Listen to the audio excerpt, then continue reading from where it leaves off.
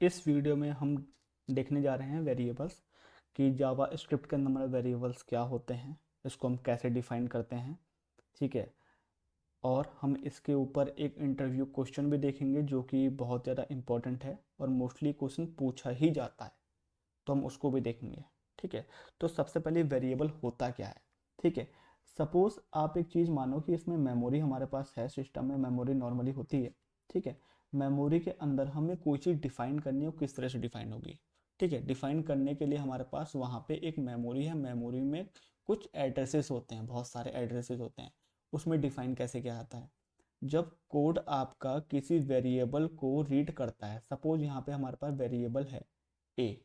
ठीक है। उसकी जो वैल्यू है वो है 5। जब जावास्क्रिप्ट इस लाइन को या इस कोड को रीड करेगी तो वो मेमोरी में जाएगा और इसको सेव करना शुरू कर देगा। आप वेरिएबल को एक कंटेनर मान सकते हैं जो कि किसी वैल्यू को होल्ड कर रहा है। ठीक है। यहाँ पे आ गया 5 और इस कंटेनर का नाम हो गया ए, और इसका कुछ ना कुछ हेक्सा कोड में एड्रेस होगा। ठीक है। कुछ हेक्सा कोड में एड्रेस होगा इसका। अब हमारे पास जो वेरिएबल डिफाइन करने के तरीके हैं वो 3 तरीके से होते हैं, वेर, लेट एंड कॉन्स्ट। ठीक है, जावास्क्रिप्ट में। और सबकी अपनी अलग अलग कुछ ना कुछ प्रॉपर्टी होती है और उस प्रॉपर्टी के बिहाफ पे ही वो बिहेव करता है कि किस तरह से उसे बिहेव करना है। अगर मैं बात करूं वेर की, ठीक है, सबसे पहले हमारा वेर ही आता है। ठीक है।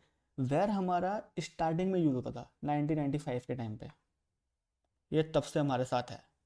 ठीक है। अब होता क्या है वेर, वेर के पास अपनी प्रॉपर्टीज हैं, डिफाइन करने का तरीका सेम है। वेर लिखा हमने, वेर ए वैल्यू 5, हम लोगों ने इस तरह डिफाइन कर दिया।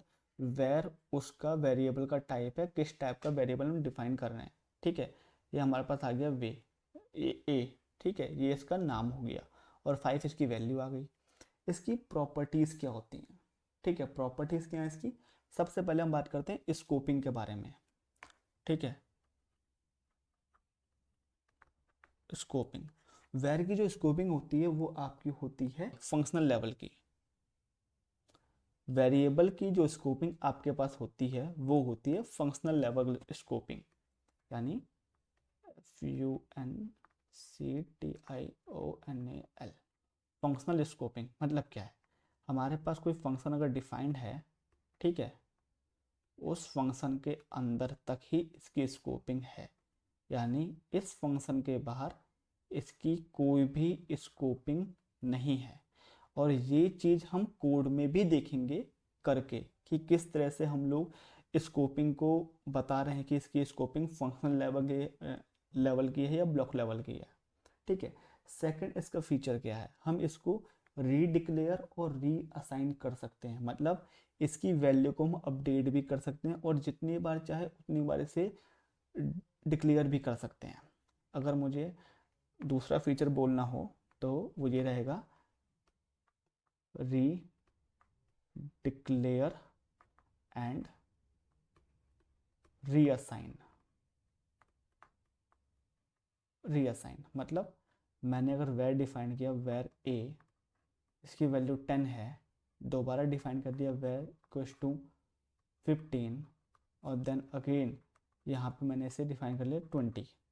तो मैंने फर्स्ट टाइम क्या करा, पहले डिक्लेयर करा और वेरी इसमें इसमें वैल्यू रखती 10, दोबारा री डिक्लेयर कर दिया वेर को और इसमें ए के अंदर वैल्यू रख दी 15। देन मैंने क्या करा, रीअसाइन कर दिया इसे, इसकी वैल्यू अब कितनी होगी 20, यानी अब ए की वैल्यू कितनी है हमारे पास 20। ठीक है। ये अब इनके इनमें सबसे एक मेन फीचर आता है होस्टिंग का। ठीक है, मैं ऊपर लिख देता हूँ होस्टिंग का। इसको हम देखेंगे सबसे एंड में किस तरह से चीज़ें वर्क करती हैं और किस तरह से होस्टिंग वर्क करती है, इसको हम कोड में भी देखेंगे करके। ठीक है। देन हम बात करते हैं लेट के बारे में।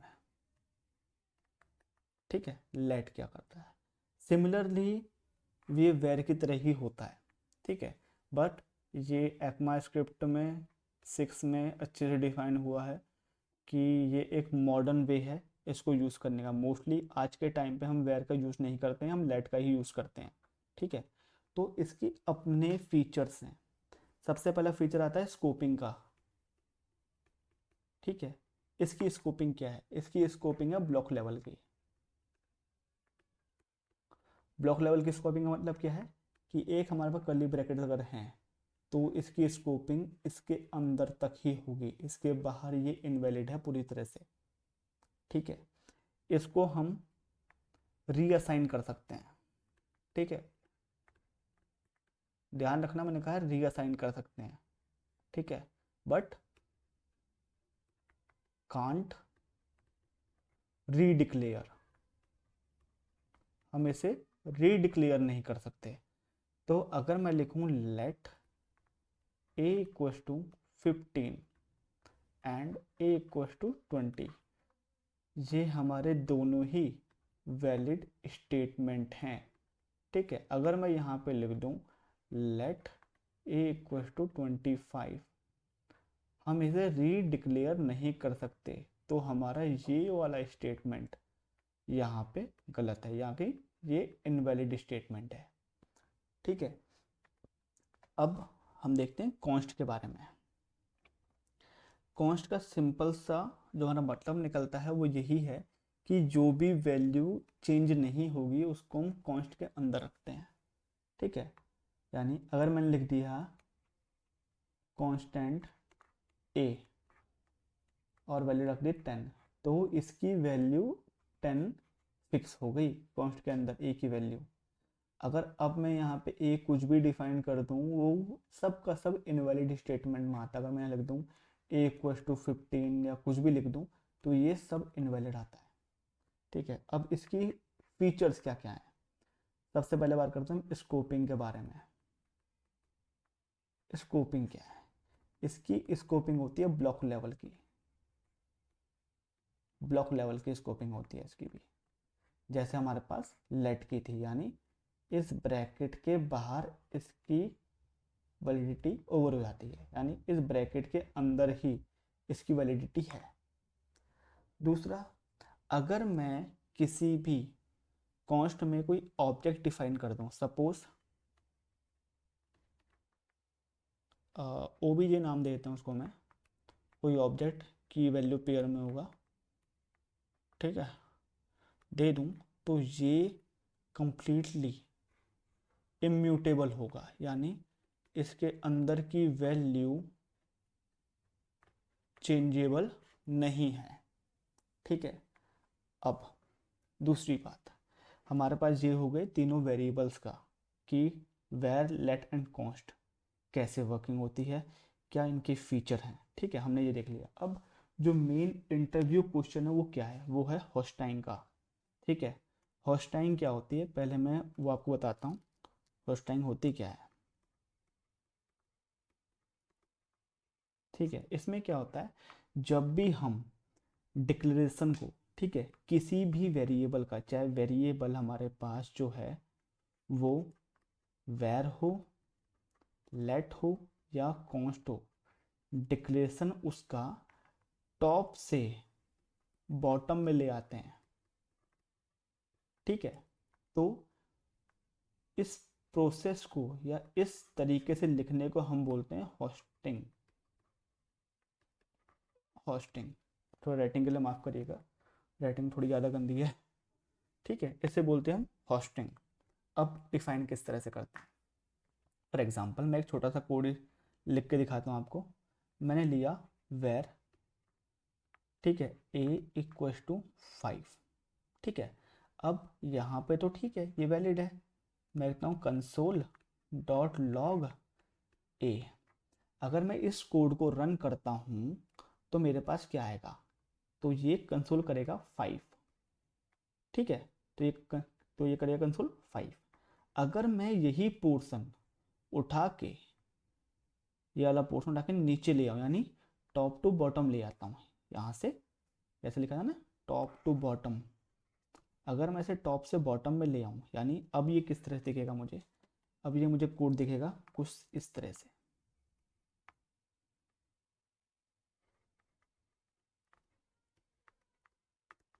Console log A where a equals to 5।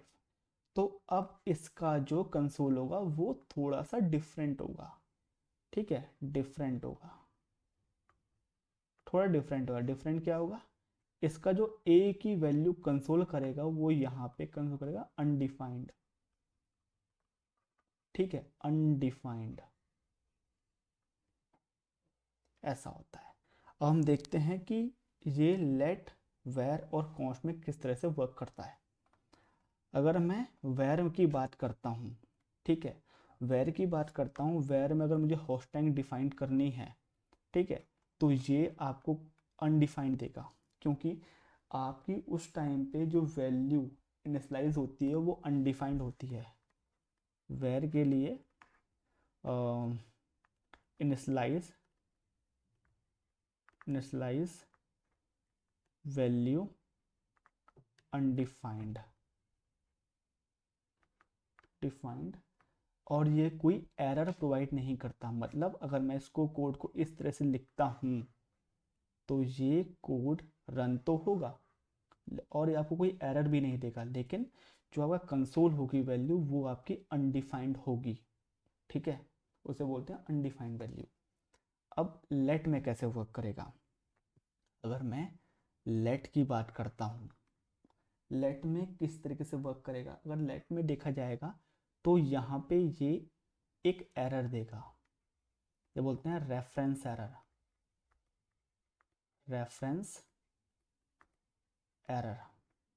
Same const में भी ये आपको रेफरेंस एरर ही देगा।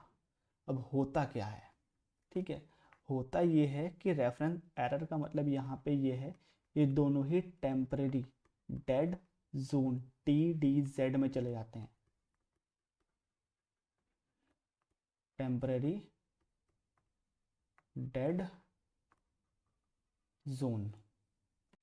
तो अगर मैं टेम्परेरी डेड जोन को डिफाइन करूं तो ये क्या होता है, TDZ जो हमारे पास होता है टेम्परेरी डेड जोन होता है, वो एक ऐसा प्लेस होता है जहाँ पे वेरिएबल होस्टाइड तो होता है लेकिन कभी यूजेबल नहीं होता, ठीक है,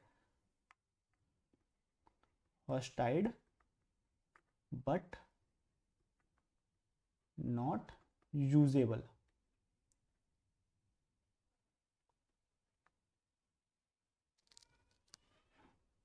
ठीक है, नॉट यूजेबल, ये यूजेबल नहीं होता लेकिन होस्टाइड होता है। मतलब क्या है कि जावा स्क्रिप्ट में वेरिएबल को मेमोरी ने रिजर्व कर लिया है पहले से ही, लेकिन एक्चुअल डिक्लेरेशन नहीं आती है। फॉर एग्जांपल अगर मैं बताऊं कि मेमोरी के अंदर उसकी वैल्यू तो डिफाइन हो गई, ऐसा है, ठीक है, लेकिन उसकी जो एक्चुअल डिक्लेरेशन है वो हुई ही नहीं कभी। मेमोरी में है तो सही पर वो यूजेबल ही नहीं है, क्योंकि उसे पता ही नहीं है कि डिक्लेयर कैसे हुआ है, कहाँ हुआ है। तो इसको बोलते हैं हम टेम्परेरी डेड जोन, जिसको आप एक्सेस कर ही नहीं सकते, ठीक है। अब हम कोड में देखते हैं कि चीज़ें किस तरीके से वर्क करती हैं, उसमें आपको थोड़ा ज़्यादा समझ में आएगा। तो सबसे पहले हम देखते हैं वेर के बारे में, ठीक है, हम पहले वेर डिफाइन करते हैं, वेर a इक्वल्स टू 5, ठीक है। देन इसे मैं कंसोल कर लेता हूँ, कंसोल डॉट लॉग ए। तो क्या होगा, ये आपका कंसोल हो जाएगा, यहाँ पे वैल्यू कंसोल हो गई 5। सिमिलर फॉर मैं लेट के लिए ले लेता हूँ, लेट बी इक्वल्स टू 10, और यहाँ पे मैं इसकी वैल्यू को दोबारा से रीडिक्लेयर कर देता हूँ एक बार 15। देन ए की वैल्यू डिफाइन कर देता हूँ अगेन, इसे कर देता हूँ मैं 68, ठीक है। यहाँ पे आप देखेंगे, इसको मैं एक ऑब्जेक्ट में ले लेता हूँ, इससे आपको थोड़ा पता लग जाए कि किस तरह से प्रिंट हो रहा है, ए में कौन सी वैल्यू है, बी में कौन सी वैल्यू है। आप देखेंगे कि ए में हमारे पास पहले ये डिक्लेयर हुआ, दोबारा डिक्लेयर हुआ, ए में पहले 5 था, फिर 15 हुआ, फिर 68 हुआ, तो एंड में 68 वैल्यू यहाँ पे प्रिंट हो गई, और बी में हमारे पास 10 था। अगर मैं इसको रीअसाइन करना चाहता हूँ, बी इक्वल्स टू 25, आप देखेंगे बी की वैल्यू आपकी 25 हो गई होगी, ये रही, ठीक है। तो ये हमारे पास आ गया रीडिक्लेरेशन एंड रीअसाइनमेंट। अब आगे नाम कॉन्स्ट की, कॉन्स्ट सी इक्वल्स टू 45। और आप सी को देखेंगे, ठीक है, तो रन करने के बाद आपको सी में 45 वाले, क्योंकि कॉन्स्टेंट वो चेंज नहीं होगा, उसको हम चेंज करने का ट्राई करते हैं तो क्या आता है, 52 हमने लिख दिया। ठीक है, यहाँ पे इसने टाइप एरर दे दिया, असाइनमेंट टू कॉन्स्टेंट वेरिएबल, उसने बता दिया कि दोबारा से आप इसे रीअसाइन नहीं कर सकते, इसने एरर दिखा दिया। तो ये एक ही बार असाइन हो सकता है इसमें वैल्यू, तो ये हमारा कॉन्स्ट आ गया। ठीक है, ये प्रिंट हो गया। अब सेकंड हमें क्या देखना था, हमारे पास था, अब हमें देखना था होस्टिंग कैसे वर्क करता है। ठीक है, या होस्टिंग कैसे होती है, होस्टिंग।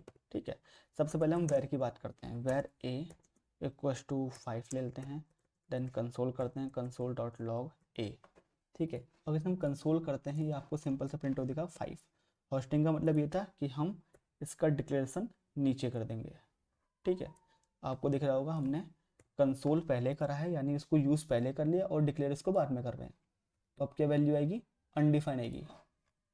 वैल्यू क्या आई, अनडिफाइंड। क्यों आई, क्योंकि यहाँ पे इनिशियलाइज जो होगा वो अनडिफाइंड होगा, वेरिएबल उसने ले तो लिया मेमोरी में, ठीक है, लेकिन उसकी वैल्यू बाय डिफ़ॉल्ट उस टाइम पे अनडिफाइंड, जब तक कोड एग्जीक्यूट नहीं हुआ।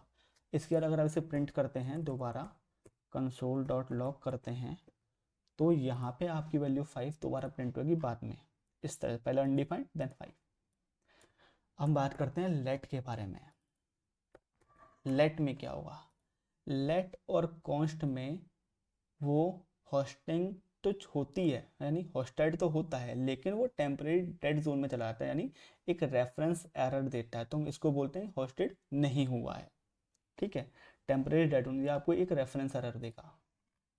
ठीक है, यहाँ पे अगर आप देखेंगे कंसोल ए में उसने एरर दे दिया, reference error, can not access a before initialization, यानी हम लेट से अगर डिफाइन करते हैं वेरिएबल, तो हम उसको बिफोर इनिशियलाइजेशन यूज़ नहीं कर सकते, आपको पहले इनिशियलाइज करना पड़ेगा, उसके बाद आप यूज़ करेंगे। Similar for constant. ठीक है, अगर आप यहाँ देखेंगे दोबारा से ये आपको रेफरेंस एरर दे देगा। रेफरेंस एरर में दोबारा उसने ये कहा कि before can not access a before initialization, जब तक इनिशियलाइज नहीं करेंगे उससे पहले आप इसको यूज़ नहीं कर सकते। अगर हम ये इसी चीज़ को हम अगर ऊपर लिख देते हैं तो इसको आप इजीली यूज़ कर सकते हैं, क्योंकि ये अब डिफाइन भी हो चुका है, उसकी मेमोरी में वैल्यू भी सेट हो चुकी है। ठीक है, अब हम देखते हैं स्कोपिंग। ठीक है, लेट वेर कॉन्स में स्कोपिंग कैसे होती है, इसको मैं कमेंट कर देता हूँ, सॉरी कमेंट कर दिया, देन स्कोपिंग। ठीक है, पर वेर की a equals to 5, you can say 5, और दिस एंड, हमने एक फंक्शन डिफाइन किया, फंक्शन सो हमने ऐसा को डिफाइन कर दिया। इसमें हम क्या कर रहे हैं, इसमें कर रहे हैं कंसोल, कंसोल डॉट लॉग ए। इसमें आप देखेंगे कि यहाँ पे ये पूरा ही फंक्शन है, यहाँ से लेकर यहाँ तक पूरा एक फंक्शन है, उसके अंदर एक नॉर्मल फंक्शन है। ठीक है, ये पूरा रन होगा, तो इसमें कंसोल क्या करेगा, कंसोल करेगा 5।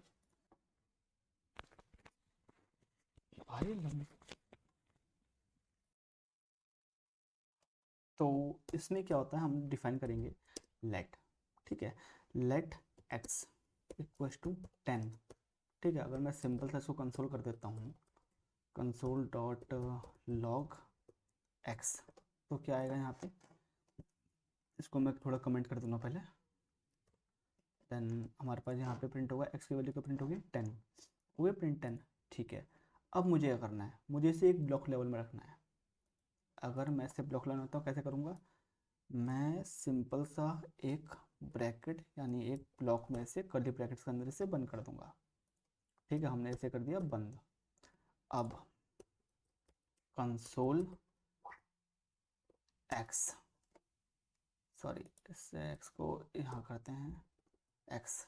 ठीक है, अब क्या प्रिंट होगा, मैं इसको एक कमेंट करता हूँ, क्या प्रिंट होना चाहिए, इसमें अब एरर प्रिंट होगी, क्योंकि हम लोगों ने यहाँ पे जो एक्स डिफाइन किया है इसके स्कोप से बाहर है, रेफरेंस एरर मिल चुकी है, यानी ये TCZ में चला गया है, टेम्परेरी डेड जोन, यहाँ पे एक्स डिफाइन ही नहीं है उसके लिए। ठीक है, जब एक्स डिफाइन ही नहीं है तो प्रिंट वो करेगा ही नहीं। तो सिमिलर फॉर कॉन्स्ट, अगर मैं यहाँ पे सेम कोड उठाऊं और ये कॉन्स्ट के लिए लिख दूँ, कॉन्स्ट वाई, और यहाँ पे वाई देन कॉन्स्ट वाई, तो यही सेम प्रॉब्लम उसमें भी आएगी, यानी इसकी जो स्कोपिंग है वो ब्लॉक लेवल की है। ठीक है, हम एक और अच्छा एग्जांपल देखते हैं जिसमें कि हमारे पास थोड़ा JS के थोड़े अच्छे खासे फंक्शन यूज़ होंगे, जैसे सेट टाइम आउट। ठीक है, तो उसमें हम चेक करेंगे किस तरह से चीज़ चल रही है। मैं इसे कमेंट कर देता हूँ अभी के लिए। अब हम वो पहले कोड लिख लेते हैं। ठीक है, तो इस एग्जांपल में हम क्या देखेंगे कि हमारे पास हम एक फॉर लूप चलाएंगे नॉर्मली। ठीक है, इसमें हम सबसे पहले डिफाइन करेंगे लेट को, let i equals to 0, i less than 3, i plus plus, और इसमें हम क्या करेंगे, सेट टाइम आउट का यूज़ करेंगे।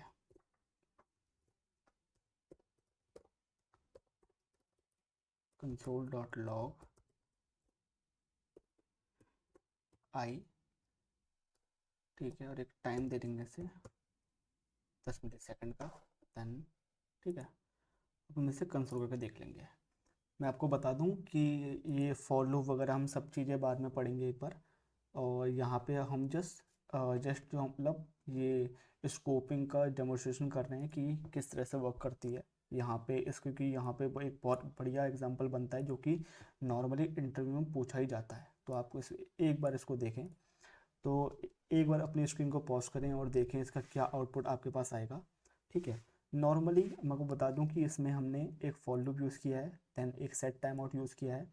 सेट टाइम आउट जावा स्क्रिप्ट का अपना एक फंक्शन है। ठीक है, इसमें क्या होता है, हमें अगर किसी भी फंक्शन को, ठीक है, कुछ समय के बाद चलाना होता है तो हम सेट टाइम आउट का यूज़ करते हैं कि इतने समय के बाद ही ये फंक्शन चलेगा। ठीक है, हमने यहाँ पे इसको यूज़ किया है। अब सिंस हमारे पास जो लेट की स्कोपिंग है ब्लॉक लेवल की है, यानी इस बॉक्स के अंदर ही है, तो इसकी वैल्यू यहाँ क्या प्रिंट होगी, 0 1 एंड 2। ठीक है, अगर मैं इसे कंसोल करता हूँ क्या होगी, 0 1 एंड 2, ये प्रिंट हुई। देन सिमिलर अगर मैं यही कोड लिखता हूँ वेर के लिए, ठीक है, तो ये स्कोपिंग की वजह से क्या होगा, ठीक है, स्कोपिंग वजह से ये प्रिंट क्या होगा, ये प्रिंट होगा 3 एंड 3। इसे अगर मैं प्रिंट रन करता हूँ तो 0 1 2 ये ऊपर वाले का आ गया, 3 एंड 3 ये इसका आ गया। क्यों आया, हमारे पास वेर का, ठीक है, हमारे पास जो स्कोप है वो हमारा फंक्शनल लेवल स्कोपिंग है, और यहाँ पे क्या हो रहा है, हम लोगों ने सेट टाइम आउट का यूज़ किया, आई को हमने प्रिंट किया, यहाँ पे इसका हमारे पास जो प्रिंट हुआ, ठीक है, प्रिंट होने से पहले ही, सिंस हमारे पास आई की जो स्कोपिंग है वो ब्लॉक लेवल की है, सॉरी, ठीक है, यहाँ पे ब्लॉक लेवल है, वैसे वेरिएबल है ये वेर डिफाइंड है, तो इसकी जो स्कोपिंग है फंक्शनल लेवल की है। अब तो स्टार्टिंग में क्या होगा, आई की पहले वैल्यू आई 0, ठीक है, तो ये दोबारा लूप चला, देन वैल्यू आई 1, ये दोबारा चला, देन वैल्यू आई 2, ठीक है, फिर वैल्यू आई 3। जब ये 3 पे आया तो इसने चेक करा कि ये वैल्यू से छोटी है, और तब तक यहाँ पे आई की वैल्यू को प्रिंट करने का नंबर आ चुका था, सेट टाइम आउट में है, और यहाँ पे आई की वैल्यू, तो ये प्रिंट हो जाएगी 3 एंड 3। अगर आपको इसे नॉर्मल वे में प्रिंट करना है तो वो कैसे करेंगे, नॉर्मल वे में प्रिंट करने के लिए आपको इसको एक फंक्शनल स्कोप से बाइंड करना पड़ेगा। तो फंक्शनल स्कोप से बाइंड कैसे करेंगे, सपोज मैं यहाँ पे एक इफी फंक्शन का यूज़ कर रहा हूँ। ठीक है, इफी फंक्शन क्या होता है, इमीडिएटली इन्वोक फंक्शन होता है। ठीक है, ठीक है, इफी फंक्शन, इसका सिंटेक्स कैसा होता है, दो करली ब्रैकेट्स इस तरह से। तो हमारे पास ये इफ़ी फंक्शन का सिंटैक्स होता है, जब हम इसको यूज़ करते हैं तो हम उसे इस फंक्शन को इमीडिएटली इन्वोक कर लेते हैं। ठीक है, अब यहाँ पे क्या करूँगा मैं, इसमें ब्रैकेट से जोड़ लिया, देन इसको दोबारा, और यहाँ पे क्या करा, एक फंक्शन डिफाइन किया, फंक्शन जहाँ पे मैंने पास करा आई को। ठीक है, जब मैंने आई को पास करा, इसमें मैंने ब्रैकेट्स के अंदर इतने पोर्शन को रख लिया इस तरीके से। ठीक है, यहाँ पे आप देखते हैं इस तरह से मैंने इसे रख लिया। अगर अब मैं इसको रन करूँगा तो मेरे पास क्या आएगा, अगर अब मैं इसको रन करूँगा यहाँ पे, तो मेरे पास नॉर्मल वे में ये प्रिंट होगा, यानी 0 1 एंड 2। ठीक है, प्रिंट करा मैंने, ये देखिए 0 1 2 3 3 3 0 1 2, यानी अब ये अच्छे से प्रिंट रहा है। क्यों हो रहा है, क्योंकि अब वेर की स्कोपिंग जो है फंक्शनल लेवल स्कोपिंग है। फर्स्ट टाइम जैसे ये आया, आई की वैल्यू थी 0, इसके अंदर गया फंक्शनल लेवल स्कोपिंग है, इसने इसे एग्जीक्यूट किया, 0 प्रिंट करा। दोबारा गया, आई की वैल्यू 1 हुई, तो इसने दोबारा आई पास करा, फंक्शनल स्कोपिंग है, आई की वैल्यू 1 प्रिंट हो गई। दोबारा किया, आई की वैल्यू अब 2 है, तो उस वैल्यू को इसने दोबारा पास किया, तब यहाँ पे वैल्यू 2 प्रिंट हुई। 3 में जब किया, 3 इसने आई की वैल्यू इंक्रीज तो करी, लेकिन चेक करा कि ये यहाँ पे कंडीशन फॉल्स हो जाएगी। जब कंडीशन फॉल्स हो जाएगी तब क्या होगा, जब कंडीशन फॉल्स हो जाएगी तो ये इसके आगे नहीं बढ़ेगा। ठीक है, तो यही है हमारी स्कोपिंग। ठीक है, हम इसी तरह से स्कोपिंग को डिफाइन करते हैं। मोस्ट ऑफ टाइम ये तीनों, ठीक है, ये स्यूडो कोड में पूछा ही जाता है, कोई भी इंटरव्यूअर आपसे पूछ ही लेगा। ठीक है, तो इसको अगर आप चाहें तो स्क्रीनशॉट ले सकते हैं इसका। ठीक है, हाँ, अगर हमें लेट में दिया है तो ये 0 1 2 प्रिंट करेगा। अगर वेर दिया है और सेट टाइम आउट लगाया है, ठीक है, उस टाइम पे 3 3 3, यानी जो भी इसका नंबर एट द एंड होगा यहाँ पे, ठीक है, उस आई को उस नंबर तक इंक्रीज करेगा। ठीक है, उस नंबर एन तक इंक्रीज करेगा और यहाँ पे प्रिंट करेगा उसे उतनी ही बार। ठीक है, अगर हमने यहाँ पे इसे फंक्शनल लेवल से या स्कोपिंग से बाइंड कर दिया है, तब यहाँ पे क्या होगा, तब यहाँ पे हमारा ये नॉर्मल बिहेव करेगा और प्रिंट करेगा 0 1 एंड 2। इसी को बोलते हैं स्कोपिंग जावा स्क्रिप्ट के अंदर। ठीक है, आई होप आपको ये वीडियो पसंद आई होगी। जानता हूँ ये वीडियो थोड़ी लंबी हो गई है, तो ठीक है, अगर आपको ये वीडियो पसंद आई है तो प्लीज़ लाइक करें, शेयर करें और चैनल को सब्सक्राइब करें। Thank you.